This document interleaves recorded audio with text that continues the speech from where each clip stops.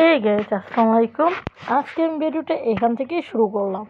আর আমি যাচ্ছি মার বাসায়। আর আপনারা জানেনই আমি মার বাসা প্রতিদিনই যাই।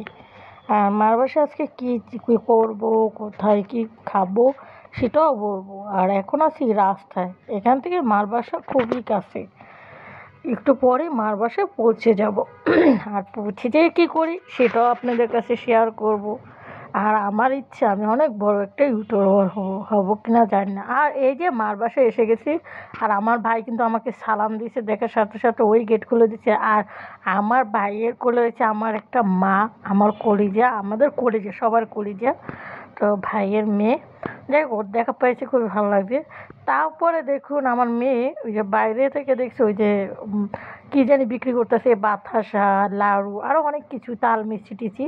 তো সেগুলো দেখছে।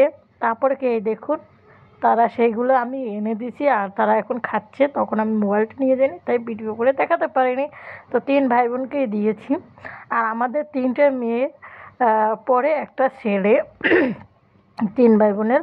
তো মানে কি বলবো, আমাদের একটাই কলিজা বাপ। যাই হোক, আমাদের তিনটে মেয়ে, কি সরি, এখন 4টা মেয়ে আর একটা ছেলে। তবে ওদের নিয়ে আমাদের খুবই গর্ব, কারণ ওদেরকে আমরা প্রচুর ভালোবাসি, সমান ভালোবাসি। আর এখানেই দেখুন শুটকি ভর্তা নিচ্ছি, লেবু নিচ্ছি। আর ভাতটা মানে আসার সাথে সাথে আমার মা আমাকে ভাত বেড়ে দেয়, কারণ আমি আসি দুপুরের দিকে। আর দুপুরে মার বাসায় ভাত না খেলে সেদিন আমার দিনটাই ভালো যায় না। যাই হোক, আর মা গরম গরম ভাত আর ভর্তা দিচ্ছে, বিশ্বাস করুন এত টেস্ট, এত টেস্ট, অনেকটাই মজা। আর আমি চেষ্টা করব সবসময় ভালো ভিডিও দেওয়ার জন্য। আর আমার ভিডিও আমাকেই করতে হয়, কারণ এসব কেউ পছন্দ করে না। কারণ আমি এখন পর্যন্ত কোনো আর্নিং করতে পারতেছি না। প্রায় আজকে কত বছর ধরে ভিডিও বানাই, ডিলিট করি, বাট কোনো সফলতা পাচ্ছি না। তার জন্য এই তারা ভিডিও বানানো পছন্দ করে না। আর এখান থেকে কী লাল টকটকে ভর্তা, দেখলেই জিভে জল এসে যাবে।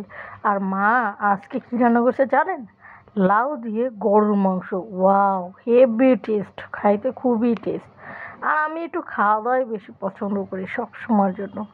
আর দেখুন তরকারিটা কিন্তু সেই হয়েছে। আর এখানে ভর্তা ভাতে আমি এখন পর্যন্ত শেষ করতে পারলাম না। আর মানে বারবার আমি তরকারিটা দেখতেছি, যে আমি জানি আমার মায়ের হাতে রান্না খুবই টেস্ট। আর গরুর মাংস দিয়ে লাউ আরও টেস্ট, হেভি টেস্ট। বারবার তরকারি আর শুটকি ভর্তাটাও আমি রাখতে পারতেছি না, কারণ দুটোটাই টেস্ট।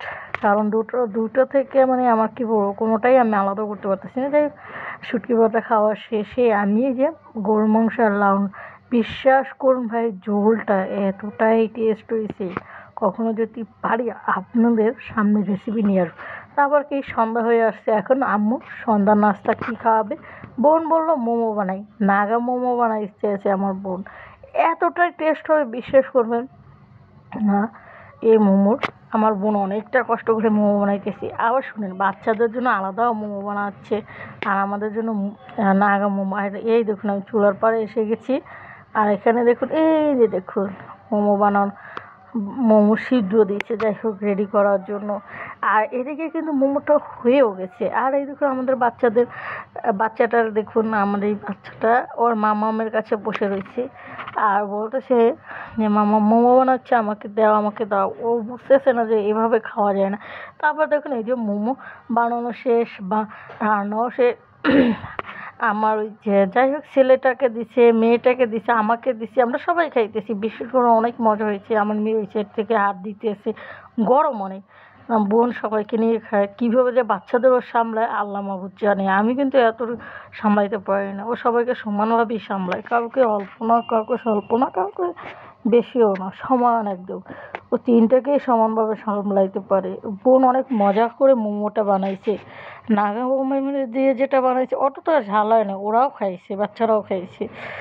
খুবই টেস্ট হয়েছে মোমোটা, অনেকটাই, এতটাই। এই যে আমার বাবাটাকে জিজ্ঞাসা করছি মোমো কেমন হয়েছে, সে কিন্তু কিছু বলতেছে না। পরে বলতেছে হ্যাঁ মজা হয়েছে। তারপর রাত্রে বাসায় আসলাম, বাসায় এসে যে মাছ রান্না করতেছি। আর এদিকে আমার জন্য ভাপা পিঠা আনলো, সেটা গরম করে খেলাম। আর আমার ভিডিও আজকে এই পর্যন্ত। আমার ভিডিও ভালো লাগলে লাইক কমেন্ট শেয়ার করবেন, অবশ্যই সাবস্ক্রাইব করে যাবেন।